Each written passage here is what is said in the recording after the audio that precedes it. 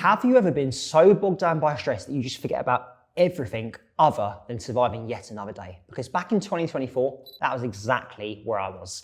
I'd sold my flat at a £9,000 loss, and we'd bought a house we genuinely, to be honest, couldn't really afford, which meant in 6 months we had to find £15,000 to actually be able to go through the purchase and buy it. And we've been trying to sell our flat for 6 years. It was either take the £9,000 loss or just stay living in like what was basically a shoebox, which we'd outgrown after 6 years living there. So I was really stressed out, really quite demotivated, and like just working all hours of the day, which led me to a place of not feeling confident in how I felt or how I looked at all. But fast forward to summer 2025, and I'd lost over 9 kilos, got into the shape of my life and felt freaking fantastic. And we're gonna dive into exactly how I did that step by step to break it right down so you can copy the exact same things that I did. But just before we get into it, just in case you've never met me before and you have no idea who the fuck I am, my name's De-Netto and I'm an online fat loss coach that's helped over 200 women break free from the toxic fad diet cycle that they were stuck in. No meal replacement shakes, no toxic restrictive diets, no cutting out nights out, no cutting out fun and enjoyment, and no living in a corner crying. Just simple habits that produce simple, consistent, sustainable results. And funnily enough, that's exactly what I used to get into the shape of my life last summer and maintain it beyond to even today. Now, before I tell you what worked, let's just really dive into how I even got into that position where I'd gained 9 kilos and felt fucking miserable in myself just before, to give it some context. So 2024, it was June 2024 in fact, to be precise. Life was stressful, the business was growing. All of my time was spent going into that. We were hiring coaches the first time, actually having to manage a team in the business, and we'd also taken on an awful lot of clients. And actually at first, we didn't really have assistants back then, just don't tell my clients that have been with me for 2 years plus, to really handle the extra load. So at first it was super, super stressful. Money was tight. We were working 12, 13-hour days, wasn't really sleeping. And of course, with the fact I had to find 15 grand in such a short space of time, meant I was cutting out everything that I enjoyed, nights out, meals, all that sort of stuff. And the only thing I was really doing that filled me with any sort of like escape was drinking. And unfortunately, I was drinking way more than I would normally drink, which led to me feeling deflated, bloated, not sleeping properly, quick to anger, super stressed out, waking up feeling like, oh God, it's another fucking day. And like, if you know me, I love every single day. I'm like a Duracell bunny, but it just really broke me down every single day. And it just got to a point where I wasn't practicing what I preached. I wasn't being a leader to our clients. I was just simply working behind a desk, 13 hours a day, every single day, drinking far too much, eating crap, getting the occasional takeaway. And it's no wonder I got to a place where I just felt freaking miserable in myself. Even taking my shirt off, like I just knew that I had gained body fat and I just avoided it at all costs. The real wake up call came after I'd done High Rocks. I look back at the event photos and I'd taken my top off for them, and I actually, didn't realize I looked as bad as I did. And I looked back and was horrified. I was like, oh my God, you can see I've got a lot of body fat. And I really struggled with that High Rocks as well. And I put it down to not really knowing what to expect. And actually it's because I just wasn't fit enough. I'd let myself go. I was drinking too much. I was eating shit. And I was doing all the things I tell my clients not to do on a regular basis.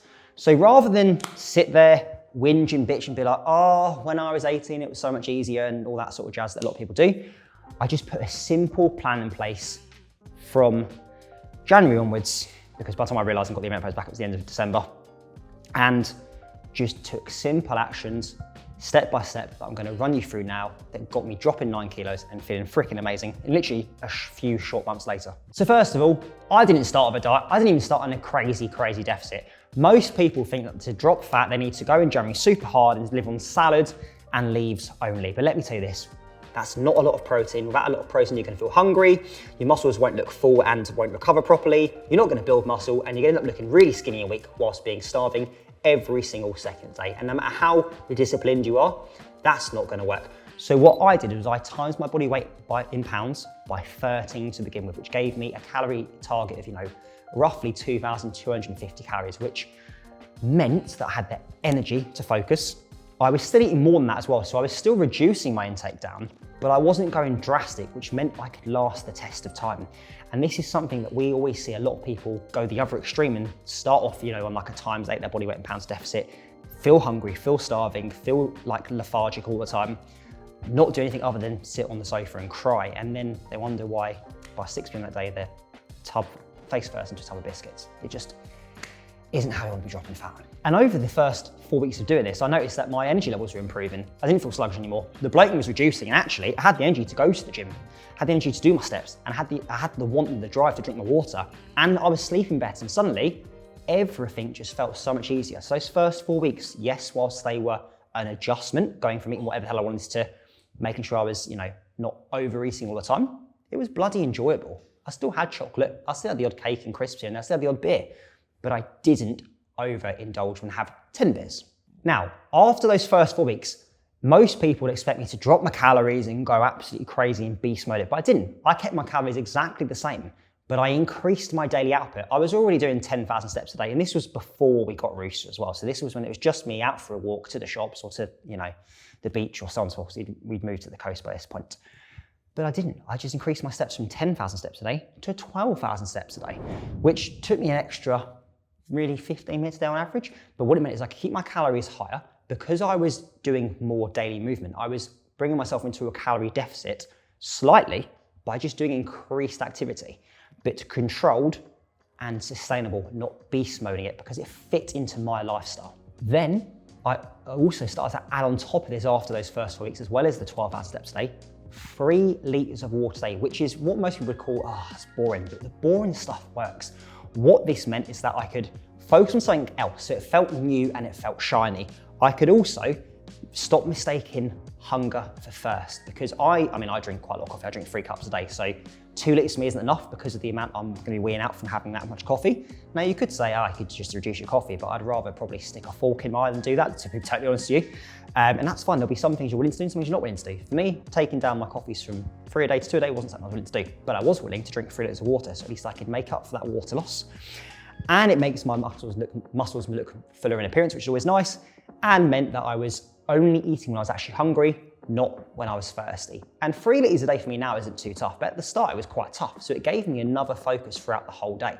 So if I was ever getting to periods of the day where I was feeling hungry, which was very few and far between, it meant I could just focus on hitting that water goal. And then lo and behold, when I got to 3 litres, wasn't hungry anymore. I also was prioritising my sleep, so I was sleeping 8 hours a night. And this was something I really struggled with before. So what I did to do this was I'd go to bed around 9 a.m. and rather than sitting there scrolling on my phone, which is so easy to do, maybe you've watched this video in bed to be fair, I switched my phone into airplane mode at 9 a.m, that'd be good, wouldn't it? 9 p.m. And I started reading a book. And when this was an absolute game changer, because for me, it just switched off my very, very busy brain, actually let me relax. And honestly, within 5 minutes of reading this book, I was always asleep, which drove Lucy nuts. It takes her a little bit of time to get to sleep. But for me, 5 minutes of reading the Jack Reacher book and I was out for the count. As well as alongside this, I also was resistance-based training 3 times a week. Now I know none of this sounds like super sexy or like a secret hack, but honestly, the boring stuff like this is what gets results, because boring means repeatable. Repeatable means you can be consistent. If you can be consistent, that's what gets you the results. There's no point being in a deficit for a week out of 52 of the year, and the other fucking 51 weeks of the year, you're smashing back Toblerone, cake and crisps because it just felt too hard. Why not? It's a lot easier to move a little bit more than eat a lot less. And honestly, this was the exact same approach that I followed all the way through my very own fat loss journey. And as you can see, the results were anything but boring. But the most important thing is that throughout this entire process is that I played the long game. I started this in January, and my photo shoot where I felt amazing wasn't until the August. So I gave myself 7 to 8 months to actually really do this over time. Sure, I could have done it quicker, but it would have meant I had to restrict myself. It would have meant I had to give up things that I enjoyed. During this time, I was at business conferences. I was out drinking for like 12, 13 hours a day at one point. One of the days, not all the time, that would be ridiculous, right? I was still having takeaways. I was still going on holiday, in fact. Me and Lucy gone to Seville during this. And, for 5 days, I was just eating, drinking whatever the hell I wanted, because that's what holidays are for, right? Like, I wasn't sacrificing myself. I just gave myself time and allowed myself to learn even more along the process, because, if the scales went up, I didn't stress about it, because I knew I had enough time to get to where I wanted to be. Whereas the biggest mistake that I see most of you doing is that you give yourself like 6 weeks to lose 6 kilos. And of course it's, not as easy as that, because you can't, not everyone's gonna average losing 2 pounds a week unless you go super restrictive. And of course what happens, you've got date night with the girls, you've got family social occasions, you've got birthdays, parties, and all these things that you think, that are gonna basically, you're gonna try and be good for them. And it's gonna lead you to feel like you're missing out. Everyone's having cake around you and you're not allowed to have any because you're on another diet. Like, it's just pointless. So I did not do that. I just gave myself time, kept it simple, kept it to do things that actually I wanted to do as well. Like, my training didn't revolve around shit I hated. I like resistance-based training, so it was resistance-based training. So I'd build muscle, change shape, get leaner, but not be pelting myself with 500 calorie burn sessions, because otherwise I just feel hungrier. And then I'd want to binge chocolate more. And this is honestly the biggest reason why I succeeded. And this is honestly the biggest lesson I want to take away from this video, is that I wasn't perfect. I was just consistent. I still did all the things I said earlier. Drank beer, had takeaways, you know, stayed up way too late some nights. You know, had weeks where I didn't go to the gym. But alongside all that, I still, at the end of the day, didn't let one bad meal turn into a fuck it week and a start again next Monday. If I had a takeaway, I just made the next action good, which was have a cup of tea after, have a cup of herbal tea afterwards to take the taste away from me, rather than going, I've had a takeaway, now I need something sweet as well. This is the biggest thing I see people making an awful lot of the time. And then turn it into a fuck it week and then starting again the next Monday, 2-3 kilos heavier because they've just gone crazy. And then when we look at the results as well, honestly, like, you can see for yourself, the results are freaking amazing. Like, I'd gone from hating what I saw in the mirror to loving what I saw in the mirror. I'd gone from, you know, not wanting to take my top off to, you know, couldn't wait to take my top in the middle of central London, by the way, which was quite terrifying. It was definitely out of my comfort zone. I was 9 kilos down. I was feeling the best I've felt myself in a very long time. And this was all just before my 30th birthday. So I'm 31 this year now, can you believe it? And honestly, it just shows you that I didn't do anything crazy, didn't do anything different to what you normally do. I did exactly just what I practice and what I preach every single day to my clients. And it got the results that you can see right now. So if you're watching this thinking, oh God, I wish I could do that, like some day's coming up and I've left it too late, just know that no matter, even if you're not gonna get to where you ideally thought you would get to, anything progress-wise is better than how you're feeling right now. And that this change will happen if you can simply stick to changing one habit a week, mastering that, and then moving on to the next one, and just stay consistent enough for at least the next 6 to 12 weeks. And you will go on your holiday even 5, 6, 7 pounds lighter and feeling positive, not because you're where you want to be ideally, but you finally found the approach that is working for you and is honestly just common sense. No starvation tactics, no misery inducing tactics, no staying awake all night crying because you're not where you want to be, no hating what you see in the mirror because you're eating fucking salad all day, and actually having mental clarity because you're fueling yourself well and actually properly so you can function on a daily basis like a normal human. If you've enjoyed this video and you want to get results like me and like you see all our clients get, then I would love it if you could just drop me a subscribe, because it really helps me grow the channel and reach more women just like you who are sick and tired of being stuck on that hamster wheel of fad diets and misery. Have an awesome day, and I'll catch you on the next video.